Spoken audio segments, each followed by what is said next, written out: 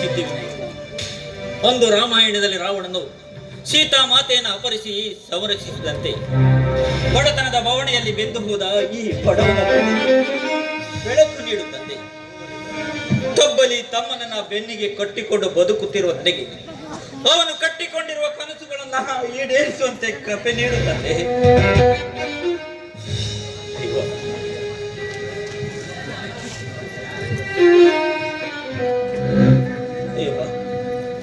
ನನ್ನ ಕಣ್ಣೀರಿಗೆ ಕೊನೆಯಿದೆ.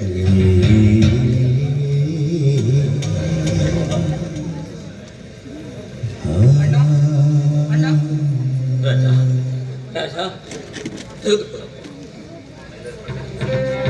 ಅಣ್ಣ, ಆಶೀರ್ವಾದ ಮಾಡೋಣ. ಆ ದೇವರ ದಯದಿಂದ ನಿನಗೊಂದು ನೌಕರಿ ಸಿಗಲ್ಲಪ್ಪ. ಆ ದೇವರಲ್ಲಿ ನಾನು ಪ್ರಾರ್ಥನೆ ಅಣ್ಣ, ನಿನ್ನ ಆಶೀರ್ವಾದ ಹೊಂದಿದ್ದರೆ ನನ್ಗೇನು ಬೇಡಣ್ಣ. ನಾ ಇಡೀ ಲೋಕವನ್ನೇ ಗೆಲ್ತೇನೆ. ರಾಜ, ಹೌದಣ್ಣ, ಕಣ್ಣು ತೆರೆಯುವ ಮುನ್ನವೇ ಮಣ್ಣು ಪಾಲಾಗಿ ಹೋದರು ನನ್ನ ಹೆತ್ತವರು. ಅಂದಿನಿಂದ ಇಂದಿನವರೆಗೂ ಈ ನಿನ್ನ ತಮ್ಮನಿಗೆ ಏನು ಕೊರತೆಯೂ ಬಾರದಂತೆ ಕಣ್ಣಲ್ಲಿ ಕಣ್ಣಿಟ್ಟು ಜೋಪಾನ.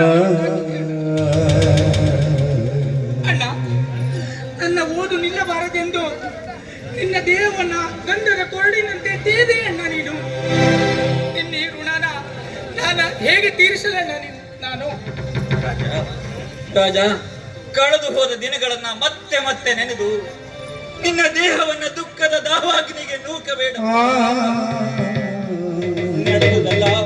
ನಡೆದುದೆಲ್ಲ ಒಂದು ಕೆಟ್ಟ ಕನಸೆಂದು ಮರೆತು ಬಿಡಪ್ಪ.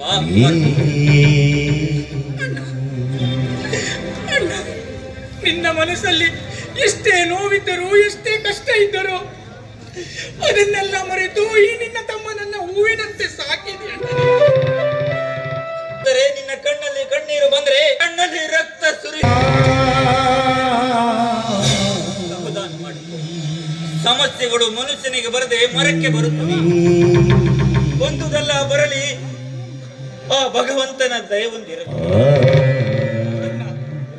ಆ ಭಗವಂತನಾದ ನಿನ್ನ ದೇವರು ಎಲ್ಲಿದ್ದಾನಣ್ಣ? ನಿನ್ನ ದೇವರು ಈ ಅನಾಥರ ಗೋಳು ಕೇಳದೆ ಕಣ್ಣು ಮುಚ್ಚಿ ಕುಳಿತಿದ್ದಾನೆ ಆ ನಿನ್ನ ದೇವರನ್ನ. ರಾಜ, ದೇವರನ್ನ ಹಾಗೆ ನಿಂದಿಸಬೇಕು. ಕೊಲ್ಲುವನು 100 ಜನ ಇದ್ರೆ ಕಾಯುವವನು ಒಬ್ಬನಾದರೂ ಇರುತ್ತಾನೆ. ಹುಟ್ಟಿಸಿದ ದೇವರು ಎಂದು ಹುಲ್ಲು ಮೇಯಿಸುತ್ತಾನೆ. ಮೊದಲು ಕಷ್ಟವನ್ನ ಕೊಡುತ್ತಾನೆ, ಆಮೇಲೆ ಕೈ ಹಿಡಿದು ಕಾಪಾಡುತ್ತಾನಪ್ಪ.